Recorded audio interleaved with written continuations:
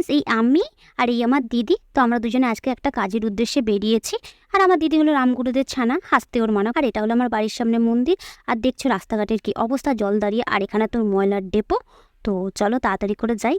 তো আমি আমার কাজের উদ্দেশ্যে যেখানে যাচ্ছি সেখানে এসে পড়েছি। এখানে এসে দেখি ব্যাংক বন্ধ, তাই ভাবলাম পাসবুকটা আপডেট করে নিই। আর আপ টু ডেট হয়ে আসার পর দেখছি ব্যাংকে যে একটা টাকাও নেই। তারপরে গেলাম আমরা একটা ওষুধের দোকানে। তো সেখানে আমার দিদির কানটা ধরে একটু মজা করে নিলাম। ওষুধ নিয়ে নেওয়ার পর সামনেই বড় শীতলা মায়ের মন্দির ছিল, তাই আমি চলে গেলাম, গিয়ে একটু প্রণাম করে নিলাম আর মায়ের থেকে আশীর্বাদ চেয়ে নিলাম।